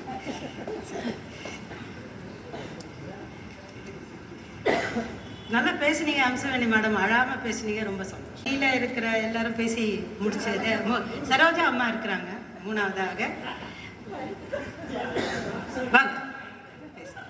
அவர் பேசுனதுல கொஞ்சம் எல்லாருமே அசந்து போயிருக்கோம்னு நினைக்கிறேன். நானுமே கொஞ்சம் அசந்து தான் போயிருக்கேன். மதிப்புக்குரிய நடுவர் அவர்களுக்கும், பேச வந்திருக்கும் உறுப்பினர்களுக்கும், ரசிக்க காத்து கொண்டிருக்கும் உங்களுக்கும் முதற்கண் என் வணக்கத்தை தெரிவித்துக் கொள்கிறேன். முதலில் முதுமை என்பது என்ன? ஒரு மனிதனின் வாழ்க்கையின் இறுதி கட்டம் தான் அந்த முதுமை. வேலை செய்து செய்து செய்து ஒரு ஆணும், வீட்டு வேலை செய்து செய்து ஒரு பெண்ணும் சோர்ந்து தளர்ந்து முதுமையில் நம் கதி என்னாகுமோ ஏதாகுமோ, தன் மகன் காப்பாற்றுவானோ மாட்டானோ என்று பயத்தில் ஏங்கி ஏங்கி தவித்து கொண்டிருக்கும் நேரத்தில் பெண் பிள்ளைகள் தான் அவர்களுக்கு அனுசரணையாக இருக்கிறார்கள் என்பது உறுதியாக கூறுகிறேன். ஏனென்றால் பெற்ற மகள்கள் தனது சிறு வயதில் தங்கள் பெற்றோர்கள் கொடுத்த பாசத்தை அப்படியே அவர்களுக்கு முதுமையில் திருப்பி செலுத்துகிறார்கள். இது எங்கும் உண்மைதான். இதில் மகனை எடுத்துக்கொள்ளுங்கள். மகன் என்பவன் ஒரு கல்யாணம் திருமணம் ஆற வரையும் தான் அவன் மகனாக இருப்பான். திருமணம் தாய்க்கு பின் தாரம் என்று கேள்விப்பட்டிருப்பீர்கள். அந்த தாய்க்கு பின் தாரம் என்ற வார்த்தையை மறந்துவிட்டு தாரமே சகலமும் மனைவி சொல்லே மந்திரம் என்று இருக்கும் எத்தனையோ மகன்களை நாம் பார்த்திருக்கிறோம். அப்படிப்பட்ட மனைவியின் பேச்சை கேட்டு தனது அப்பா அம்மாவுடைய பெற்றோர்களை அவமதித்தும் அசிக்கப்படுத்தியும் அவர்கள் வாழ்க்கையில் கடைசி காலத்தில் அவர்கள் செய்ய வேண்டிய கடமைகளை செய்யாமல் தவிர்த்தும் இருப்பது ஆண்கள் தான். இதை பெற்ற பெண்கள் மனதில் எந்தவித எதிர்பார்ப்பும் இல்லாத பாசாங்கற்ற பாசத்தை காட்டுவார்கள் என்பது உறுதியாக சொல்லிக் கொள்கிறேன். ஒரு பெண் என்பவள் ஒரு கட்டடத்தை அஸ்திவாரமாக இருக்கிறார், கட்டடத்தை கட்டும் அஸ்திவாரமாக இருக்கிறார். அவள் தன் குடும்பத்தை மட்டுமல்ல தனது பெற்றோர்களையும் அவள் சிறப்பாக கவனித்துக் கொள்கிறாள். பல நெருக்கடிகள், தடங்கல்கள், கஷ்டங்கள் இவற்றை தாங்கி வந்த பெண்கள் நெருக்கடிகளுக்கு தீர்வு என்ன என்பதை மிக சுலபமாக கண்டுபிடித்து அதை தீர்த்து வைப்பார்கள். ஆனால் ஆண்கள் அப்படி அல்ல. ஒரு பொருளாதார நிதி, வாழ்க்கை சூழல் இவற்றால் பெற்றோர்களை மறந்து விடுவார்கள். அதுவும் தவிர மனைவி பேச்சை கேட்டு எத்தனையோ மகன்கள் பெற்றோர்களை அனாதை இல்லத்திலும் முதியோர் இல்லத்திலும் கொண்டு விட்டிருக்கிறார்கள் என்பது இந்த காலத்தில் நிதர்சனமாக உங்களுக்கு எல்லோருக்கும் தெரிந்திருக்கும். அது மட்டுமல்லாமல் அவர்கள் அன்பின் வடிவம் எங்கிருந்தாலும் பாசத்தை கண்டிப்பாக அவர்கள் பெற்றோர்களிடம் கொடுப்பார்கள். கடைசியாக ஒன்றை நான் சொல்லிக்கொள்ள விரும்புகிறேன். அவர்களுடைய பாசாங்கட்டது. அவர்கள் அன்பின் உருவமாக இருக்கிறார்கள். தங்களுக்கு ஆரோக்கியம் கெட்டிருந்தாலும் கூட, பாதிக்கப்பட்டிருந்தாலும் கூட தனது குடும்பம் நன்றாக இருக்க வேண்டும் என்று நினைப்பவர்கள் பெண்கள். தன் குடும்பம் மட்டுமல்ல, தன் பெற்றோரின் குடும்பமும் நன்றாக இருக்க வேண்டும் என்று நினைக்கிறார்கள். கடைசியாக ஒன்றை சொல்லிக்கொள்ள விரும்புகிறேன். 5 பெண் பெற்றால் அரசனும் ஆண்டி ஆவான் என்பது பழமொழி. ஆனால் எனது பெற்றோர்களுக்கு நாங்கள் 7 மகள்கள் பிறந்தோம். கருவிலேயே பெண் குழந்தை என்று தெரிந்த போதே அழித்து விடும் காலத்தில், அல்லது பெற்ற பிறகு பெண் குழந்தை என்று இருக்கும்போது கள்ளிப்பால் நெல் கொடுத்து சாகடிக்கும் இக்காலத்தில் எனது பெற்றோர்கள் எங்கள் 7 பேரையுமே மிக சிறப்பாக வறுமையிலும் சிறப்பாக நன்றாக படிக்க வைத்து வயதான அந்தந்த பருவத்தில் அவர்களுக்கு உண்டான வேலை வாய்ப்புகளை வாங்கி கொடுத்து 7 பேருமே மிக நன்றாக சிறப்பாக வாழ்கிறோம். அது மட்டுமல்லாமல் தகுந்த கணவன்மார்களையும் நல்ல கணவன்மார்கள் அவரவர்களுக்கு கிடைத்தார்கள். அது கடவுளின் செயல் என்று சொல்லலாம்.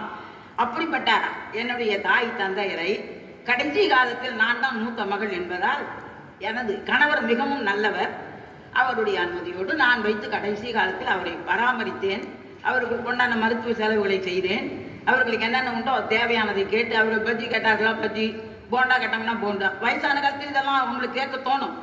அப்படிப்பட்ட நேரத்தில் அவர்களுக்கு எல்லாமே நான் செய்து கொடுத்தேன். அது மட்டுமல்ல, அவர்களுடைய இறுதி காலத்தில் கடைசியில் அவர்கள் இறந்த பிறகு எனது கணவரை விட்டு அவர்களுக்கு கொள்ளி வைத்து அவர்களுடைய கடைசி காரியத்திலும் நிறைவேற்றினேன் என்பதில் நான் மிக பெருமையாக மன நிம்மதியும் அடைகிறேன், பெருமையும் அடைகிறேன். இப்படிப்பட்ட ஒரு என்னை வைத்தே நீங்கள் பெண்கள் தான் இக்காலத்தில் பெற்றோரை முதியவராக இருக்கும்போது அனுசரிப்பார்கள் என்பதை நீங்கள் தெரிந்து கொள்ளலாம். ஆகவே பெண்கள் அன்பின் அவதாரம். ஒரு பெண்கள் இல்லாத வாழ்வு, இசை இல்லாத பாட்டு, வானம் இல்லாத மழை என்பதை கூறி நடுவர் அவர்கள் நல்ல தீர்ப்பு வழங்குவார்கள் என்று கூறி எனது உரையை முடித்துக் கொள்கிறேன். நன்றி, வணக்கம். ரொம்ப உணர்ச்சி பூர்வமாக பேசியிருக்கீங்கம்மா. உங்களுக்கு வாழ்த்துக்கள். உங்கள் அப்பா அம்மாவை பற்றி சொன்னீங்க, ரொம்ப சந்தோஷமாக இருந்தது. ரொம்ப உணர்ச்சி பூர்வமாக பேசியிருக்கீங்க. இவங்களுடைய அணி தலைவருக்கு கொஞ்சம் நெருக்கடி தான், பார்க்கலாம். இப்போது ஆண்களே என்ற அணி தலைவர் டாக்டர் சாய் சுப்புலட்சுமி அவர்களை நிறைவுரையாற்றுமாறு அழைக்கிறேன்.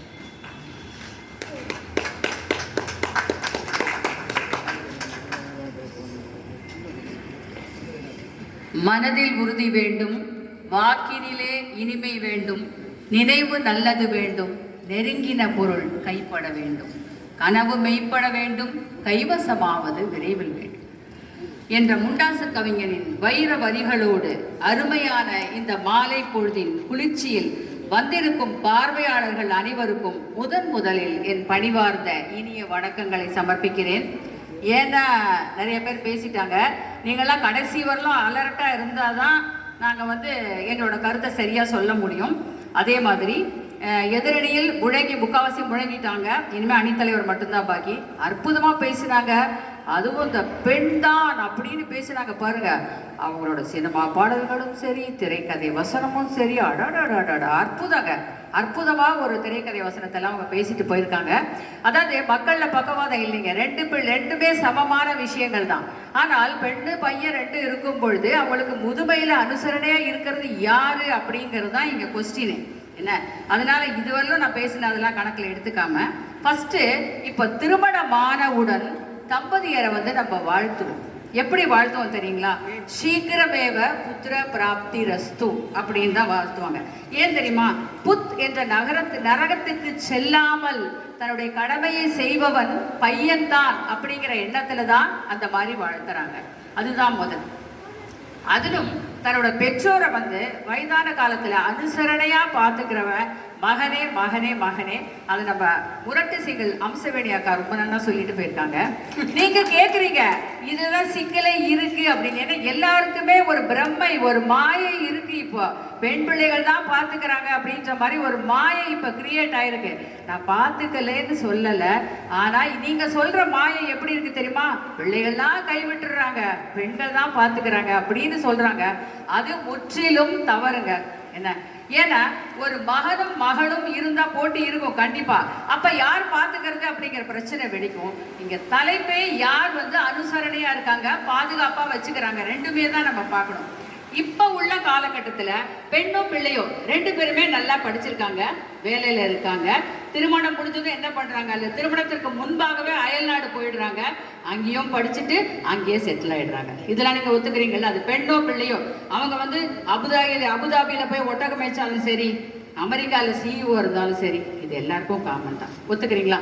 இதுல என்ன பிரச்சனை அப்படின்னாக்கா, மகனுக்கு 2 பக்கமும் அடிங்க, 2 பக்கமும் அடி. ஏன் தெரியுமா?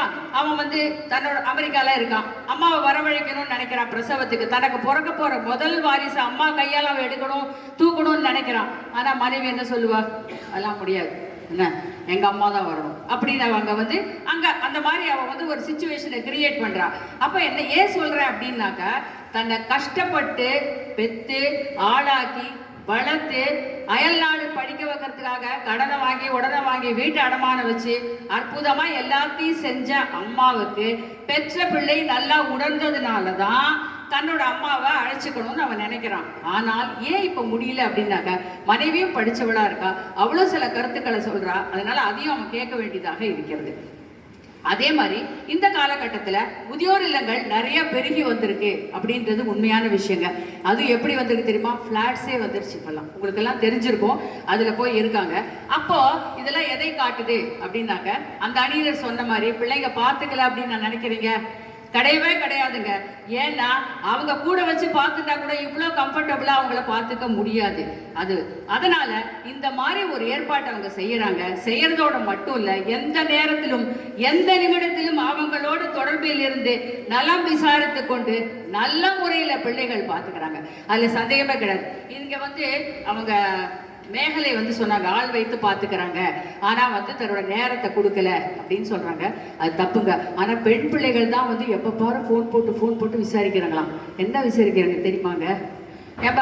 ஏம்மா அண்ணன் வந்தானா, அண்ணன் எல்லாம் பண்ணிட்டானா, அண்ணன் செஞ்சானா, அண்ணி வந்து உன்னை பார்த்தாளா, இப்படித்தான் அந்த விசாரிப்புகள்ல நிறைய இருக்குமே தவிர, அது விசாரிப்பு அப்படிங்கிறத விட அண்ணனும் அண்ணியும் சரியா பார்த்து கொள்கிறாங்களா அப்படிங்கிற கண்காணிப்பு தான் அதுல இருக்குமே தவிர, பாசம் வந்து அடுத்த கட்டம் தாங்க. நான் பாசம் இல்லைன்னு சொல்லவே இல்லை. பெண்கள் பாசமா இருப்பாங்க, எல்லாம் இருப்பாங்க. ஆனாலும் அவங்க வரத்துக்கு முன்னாடி அம்மாவுக்கு தேவையானதை அண்ணன் அண்ணி பார்க்கணுமே. அவங்க தானே பார்க்கணும், அவங்க தானே ஆண் பிள்ளை, அவங்களுக்கு தானே கடமை. அதை சரியா செஞ்சாங்களா அப்படிங்கிற ஒரு சின்ன வம்பும் அவங்களுக்கு இருக்கதாங்க இருக்கு. பெண்கள் உடனே வராங்க அப்படின்றாங்க, டிபெண்ட்ஸுங்க. இப்போ அமெரிக்காவில் பையன் இருக்கான், அந்த அம்மா சொன்னாங்க, மைதிலி அம்மா சொன்னாங்க, பெண்கள் தான் உடனே ஓடி வராங்க அப்படின்னு. அவங்க இருக்கிற இடத்தையும் நம்ம பார்க்கணுங்க, அவங்க எங்கே இருக்காங்க அப்படிங்கிறது. உள்ளூரில் இருக்கலாம், அம்மா வீட்டுக்கு பக்கத்தில் இருக்கலாம், இந்தியாவில் இருக்கலாம், அவங்க பையன் வந்து அமெரிக்காவில் இருக்கலாம், உடனே வர முடியுமாங்க? அப்போ அவனே ஃபோன் பண்ணி கூட சொல்லுவான், அம்மா கொஞ்சம் பார்த்துக்கம்மா, நான் சீக்கிரம் ஃப்ளைட்டை பிடிச்சி வந்துடு. ஆனால் எங்கே தான் இருந்தாலும் மனசு அவனுக்கு இங்கே தான் இருக்குமே தவிர கண்டிப்பாக அவன் வந்து மாறவே மாட்டாங்க. இன்னொரு விஷயமும் சொல்கிறேன், அந்த காலத்துலலாம் எப்படி தெரியுங்களா நடுவர் அவர்களே, முன்னெல்லாம் என்ன சொல்லுவாங்க தெரியுமா? நான் 5 பெற்றிருக்கேன்டா, நீ இல்லைன்னு என்னடா அவன் வீட்டில் போய் நான் இருப்பேன் அப்படின்னு சொல்லுவாங்க. ஆனால் அந்த மாதிரி இப்போ சொல்ல முடியாதுங்க. ஏன்னா 1 or 2 அவ்வளோதான். அதனால அந்த மகன்களும் வந்து எவ்வளோ ஆசையாக தங்களை வளர்த்து தங்களோட கனவெல்லாம் நனவாக்கி எல்லாம் பண்ணியிருக்காங்க அப்படிங்கிறதுனால அவங்க அதை நல்லா புரிஞ்சிருக்காங்க. அதனால நிச்சயமாக அவங்க வந்து அனுசரணையாக தான் இருக்காங்க. இதுக்கு ஒரு அருமையான உதாரணம் என்னால் சொல்ல முடியுங்க. ஆமை தெரியுமா உங்களுக்கு? ஆமை இருக்கு இல்லையா, அது வந்து அக்கறையில இருந்தா கூட தன்னோட கண்களாலேயே தன்னோட குட்டிகளை நல்லா பார்க்கும் அப்படின்னு சொல்லுவாங்க. அதை அப்படியே உல்டா பண்ணிக்கோங்க. அதே மாதிரிதான் தன்னை வளர்த்து ஆளாக்கின பெற்றோர்களை கண்டிப்பா பையன்கள் வந்து வயதான காலத்துல எங்கே இருந்தாலும் அனுசரணையாக பார்த்து கொள்கிறார்கள் அப்படிங்கிறதுல சந்தேகமே கிடையாதுங்க. இதுல ஒரு 4 கிரைட்டீரியா நம்ம சொல்லலாங்க, எந்த மாதிரி அந்த ஆட்களை பார்த்துக்கிறாங்க. அதாவது அனுசரணை என்பது எந்த சூழல்ல அவங்க வளர்றாங்க அப்படிங்கிறதும் நம்ம பார்க்கணுங்க. ஒருவேளை கூட்டு குடும்பத்துல வளர்ந்துருந்தான்னு வச்சுக்கோங்களேன், தன்னுடைய அம்மா அப்பாவை வந்து எப்படி தாத்தா பாட்டி எப்படி அம்மா அப்பா பார்த்துட்டாங்க அப்படிங்கிற விஷயம் அவனுக்கு தெரியும். அதனால அதை வந்து ரொம்ப நல்லாவே அவன் செய்வான். இன்னும் சில பிள்ளைகள் வந்து மியூச்சுவலா, அதாவது பொருளாதார சிக்கல்கள்லாம் இருக்கும், அதனால அம்மா அப்பா பார்த்துக்கணும் அப்படிங்கிறதுக்காக பார்த்துப்பான். எப்படி இருந்தாலும் கடமை உணர்வோட அவங்க வந்து கடைசி வரையிலும் அவங்க வந்து பெற்றோர்களை பார்த்துக்கிறாங்க அப்படின்னு சொல்றாங்க. கடன் வாங்கி அவன் வந்து மருத்துவ செலவெல்லாம் செய்கிறான்னு ஐயா சொன்னார். ஐயா இல்லை, முரட்டுசிக்கு அம்சவேணி அக்கா சொன்னாங்க. கரெக்டு தான். ஏன்னாக்கா ஆண் வந்து எல்லா விஷயங்களிலும் மனைவியை மீறி அவரால் பார்த்து கொள்ள முடியும், பெண் பிள்ளைகளால் அதனால முடியாது. சரோஜா அம்மா சொன்னாங்க, நாங்கள் வந்து 7 பெண் பிள்ளைகள் நாங்கள் தான் பார்த்துக்கிட்டோம் அப்படின்னு சொன்னாங்க. ஆப்வியஸ் தாங்க, பையனே இல்லாத பொழுது பெண் பிள்ளைகள் பார்த்துக்கிறாங்க. ஆனால் அவங்க பார்த்துக்கிறதுக்கும் யார் உறுதுணையாக இருந்தாங்க? ஆண் பிள்ளைகளாகிய அந்த மாப்பிள்ளைகள் தான் மகன் போல இருந்து செயல்பட்டார்கள். இல்லைன்னு இவங்க இன்னைக்கு வந்து இங்கெல்லாம் பேச முடியாதுங்க. அந்த மருமகனும் ஒத்துழைப்பு கொடுத்தாதான் அவங்களால எல்லாம் செய்ய முடியும். இப்போ இருக்கிற காலகட்டத்தில் ஒன்னே ஒன்று, அம்மா வைக்கக்கூடிய வத்த குழம்பும் என்ன கீரை மசியலும் அதெல்லாம் இப்போ இல்லைங்க. இன்னும் கொஞ்ச நாள் ஆச்சுன்னு வச்சுக்கோங்களேன், சேட்டலைட்ல டெலிவரி சேட்டலைட் மூலமா அங்கேயே ஒரு சேட்டலைட் ஸ்விக்கி வச்சு டெலிவரி ஆகக்கூடிய காலம் வரதான் போகுது. நிச்சயமா கேட்கலாம். நீங்க இன்னொன்னு சொல்லலாம், வசதியான குடும்பத்துல மட்டும்தானே இதெல்லாம் நடக்குது அப்படின்னு நீங்க கேட்கலாம். நடுத்தர குடும்பங்கள்ல எப்படி பாத்துக்கிறாங்க அப்படின்ற ஒரு கொஸ்டின் நமக்கு வரும்போது அதுலயும் என்னன்னா கண்டிப்பா வந்து அவங்க மகன்களும் வந்து தன்னோட பெற்றோர்கள் எவ்வளவு ஆசையா வளர்த்துருக்காங்க அப்படிங்கறத அவங்க வந்து மனசுல வச்சுக்கிட்டு மனைவிக்கு தெரியாம பல பிள்ளைகள் வந்து இன்னைக்கு அம்மா அப்பாவுக்கு உதவி செய்யறாங்க அப்படிங்கிற ஒரு விஷயம் உங்களுக்கு தெரிஞ்சிருக்கும்னு நினைக்கிறேன். இதெல்லாம் நடுத்தர குடும்பத்துல நிறைய நடக்குது. அதே மாதிரி இன்னும் ஒரே ஒரு விஷயம், இப்ப பெண்கள் என்ன பண்றாங்கன்னாக்க கல்யாணம் பண்ணிக்கிறது. நிறைய பெண்கள் வந்து திருமணம் செய்யாமலே வாழ்க்கை வாழறாங்க. அதனால அவங்களால பேரண்ட்ஸை நல்லா பார்த்துக்க முடியுது. ஆனாலும் என்ன ஆகுது தெரியுங்களா, கடைசியில அவங்க வந்து அதுக்காக ஃபீல் பண்றாங்க. ஆஃப்டர் 30 years ஐயோ நம்ம வந்து நல்ல வாழ்க்கையை விட்டுட்டோமே அப்படிங்கிறது. அதோட எப்படி பார்த்தாலும் இந்திய குடும்பங்கள்ல பெற்றோர்கள் வந்து எப்போதும் தங்களுடைய மகன்களோடு இருப்பதைத்தான் விரும்புகிறார்கள். 5 பேர்லும் ஒன்னாவாங்க இருக்கு, எல்லா இடத்துலயும் பிரச்சனை மனஸ்தாபம் எல்லாமே இருக்கதான் இருக்கு. ஆனா அதை பெரும்பாலான தற்கால பிள்ளைகளும் புரிந்து கொண்டு கண்டிப்பாக அம்மா அப்பாவை அரவணைச்சு அவங்களுக்கு எப்படி செய்தால் அவங்க சந்தோஷமா இருப்பாங்களோ அதே மாதிரி அவர்கள் செய்கிறார்கள் என்பதை ஆணித்தரமாக என்னால் கூற முடியும். வாய்ப்புக்கு நன்றி. வணக்கம்.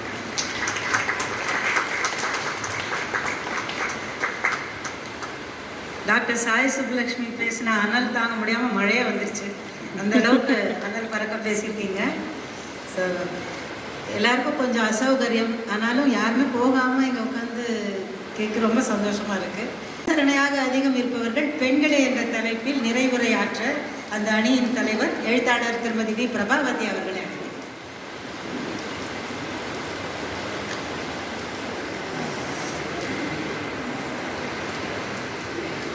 சபையோருக்கு வணக்கம்.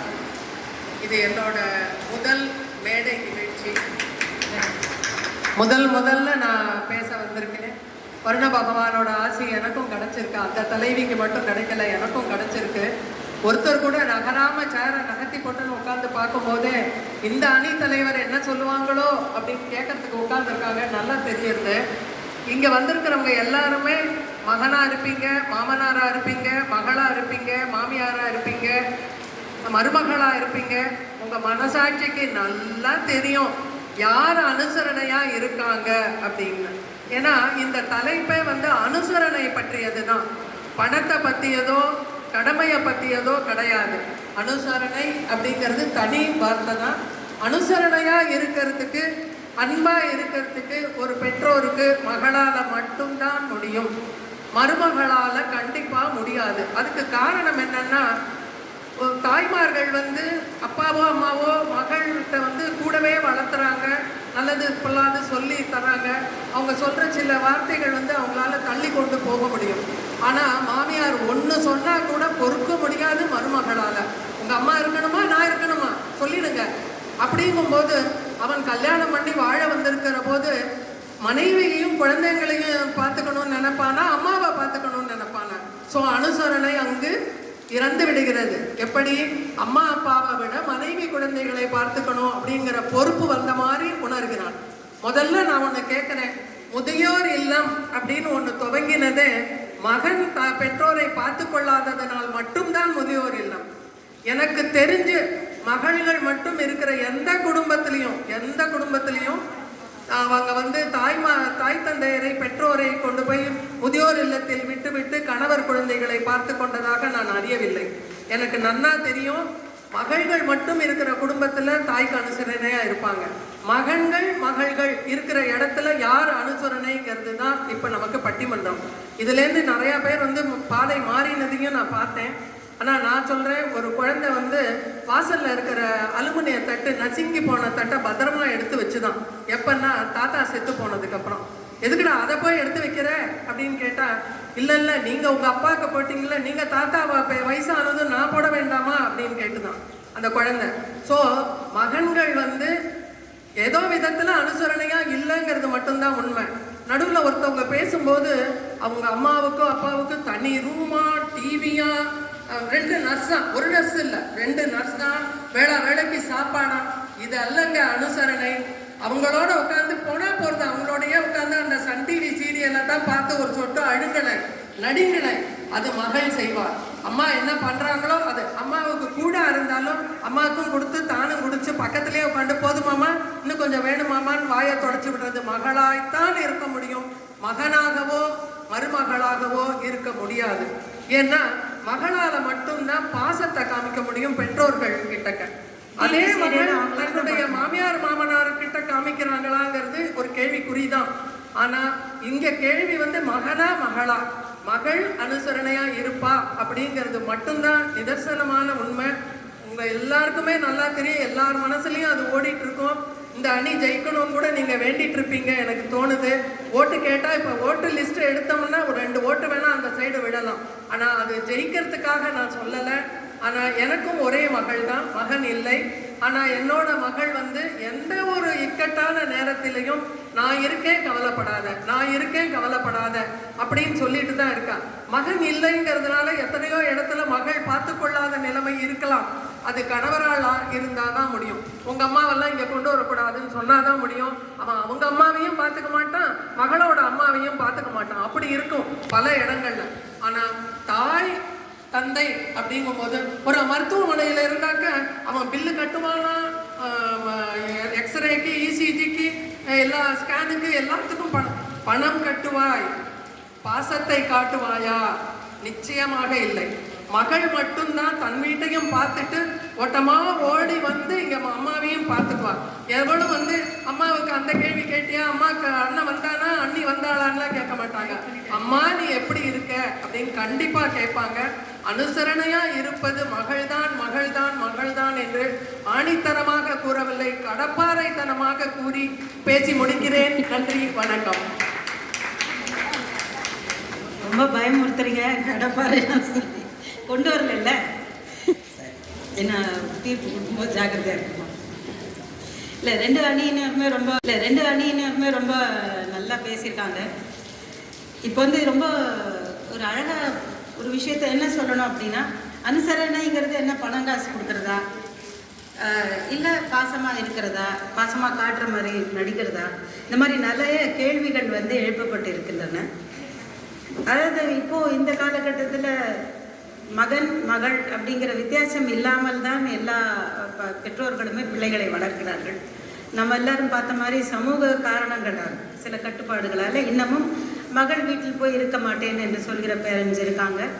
அதே மாதிரி பையன் கூட இருக்க முடியாத பேரண்ட்ஸ் நிறைய பேர் இருக்காங்க. இப்போ இவங்க மேடம் பிரபாவதி சொன்ன ஒரு கருத்தை நானும் ஒப்புக்கொள்கிறேன். ஆண் சமூகம், அதாவது ஆணாதிக்க சமூகம் தான் இன்னமும் இருக்கிறது. இது ஒரு மிக வருத்தமான ஒரு விஷயம். பெண்கள் வேலைக்கு போகிறோம், படிக்கிறோம், எல்லாமே பண்ணுறோம். ஆனாலும் கூட ஒரு மறைமுகமான ஒரு ஆதிக்கம் ஆண்களால் செலுத்தப்பட்டு கொண்டு தான் இருக்கிறது. அப்படி இருக்கிற சூழ்நிலையில் இன்னைக்கு முதியோர் இல்லங்கள் வருவதற்கு காரணம் ஆண் பிள்ளைகள் தான் என்ற வாதம் சற்று யோசிக்க வைக்கிறது. ஏனென்றால் இந்த சமூக கட்டமைப்பு சரியாக இருந்திருந்தால், மகனுக்குத்தான் கடமை, மகன் தான் பார்த்து கொள்ள வேண்டும் என்பதை பையன்கள் சரியாக செய்திருந்தால் இப்படி ஒரு கான்செப்டே நம்ம நாட்டுக்கு வந்திருக்க வேண்டிய அவசியம் இல்லை. பெண்ணுக்கும் சொன்னாங்க, அவங்களுக்கு நிறைய கஷ்டங்கள் இருக்குது, மாமியார் ஒத்துக்க மாட்டாங்க, அது இது. இப்போல்லாம் மாமியார் எத்தனை வீட்டில் இருக்காங்கன்னு தெரியல. நம்ம அதை இப்போ பொதுப்படையாக சொல்ல முடியாது. இப்போல்லாம் பெண்கள் கல்யாணம் பண்ணிக்கும் போது தனி கொடுத்தனமாக இருந்தால் அதுதான் பாயிண்ட்டு.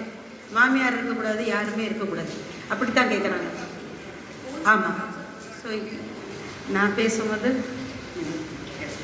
ஸோ இதை பற்றி நம்ம பார்க்கும்போது இன்றைய காலகட்டத்தில் அனுசரணை என்ற வார்த்தையை மாத்திரம்தான் நாம் கணக்கில் எடுத்துக்கொள்ள வேண்டுமே தவிர சமூக கட்டமைப்பு, கடமை, பணம் இவை எல்லாமே இந்த வட்டத்துக்குள் வராது.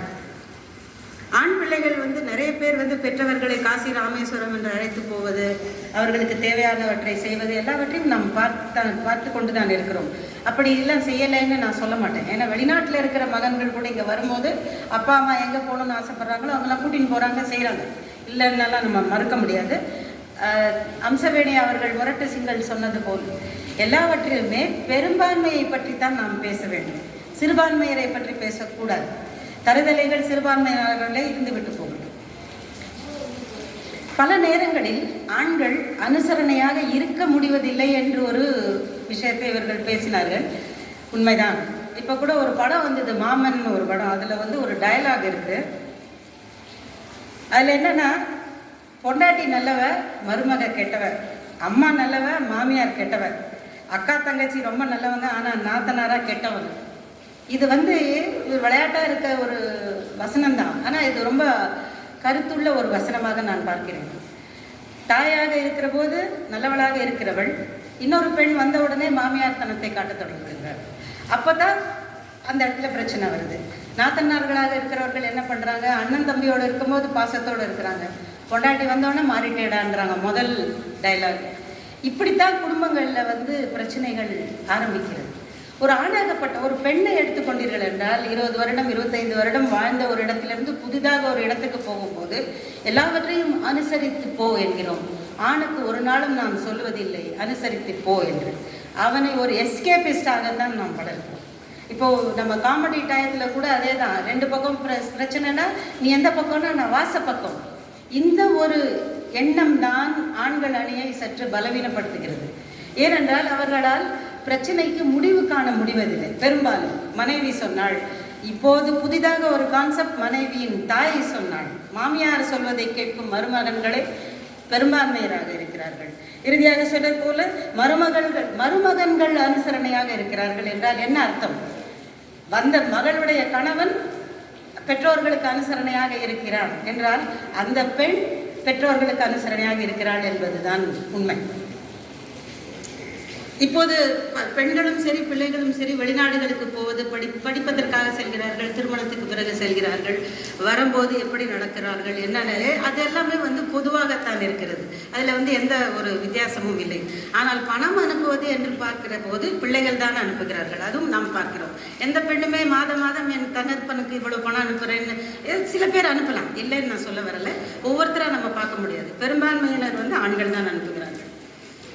ஆனால் பெண்களுடைய கெடுபிடியில் கட்டுப்பட்டு இருப்பது போன்ற ஒரு பாவனையான தோற்றத்தை உருவாக்கி கொண்டு பிரச்சனைகளில் இருந்து தங்களை பாதுகாத்து கொண்டு குடும்பத்தில் அதிக அக்கறையோ அனுசரணையோ ஆண்கள் காட்டுவதில்லை என்பது என்னுடைய பணிவான கருத்து.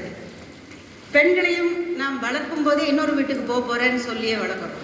அதனால் நான் முதல்ல சொன்னபோது அந்த பெண்ணுக்கு தாய் தகப்பனிடம் அதிக ஆதூரம் இருக்கிறது. என் அப்பா அம்மா எப்படி இருக்காங்களோ, இவ மருமகளாக வந்து அப்பா அம்மா அவன் கணவனுடைய அப்பா அம்மாவை படுத்துகிற பாடு தன் வீட்டில் ஒருத்தி செய்வாள் என்று இவளுக்கு தெரியும்.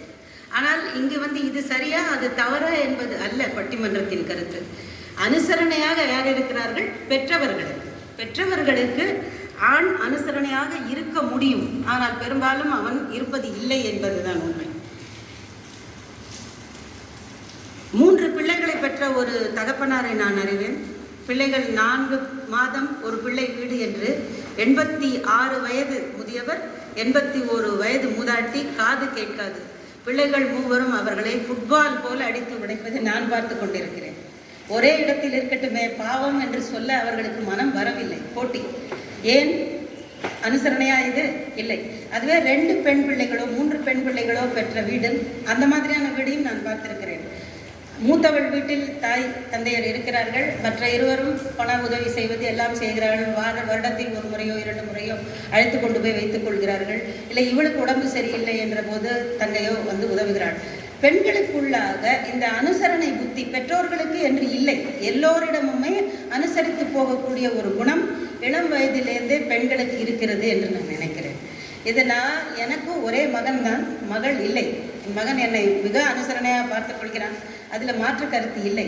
ஆனாலும் இந்த இடத்தில் நான் உட்காரும் போது பேசுபவர்களுடைய வாதங்களை கேட்டு நாம் கண்கூடாக பார்க்கக்கூடிய விஷயங்களை வைத்து மட்டும்தான் தீர்ப்பு சொல்ல வேண்டுமே தவிர சொந்த வெறுப்போடு தீர்ப்பு சொல்வது சரியாகாது. ஆமை பற்றி சொன்னார்கள், அதையும் நான் மறுபடியும் ஒரு தடவை சொல்லிடுறேன். தூரத்திலிருந்து பார்த்து கொள்வது ஆமை என்கிற ஆண்கள் ஆமை கூட்டுக்குள் புகுந்து கொள்வராக இருக்கிறார்கள் என்பது ஒரு வருந்தத்தக்க விஷயம். ஆகவே இன்றைய தலைப்பின்படி வயதான காலத்தில் பெற்றோர்களுக்கு அனுசரணையாக இருப்பவள் பல இன்னல்களுக்கு நடுவில் இருந்தாலும் பெண் பிள்ளையே என்பது எளிது.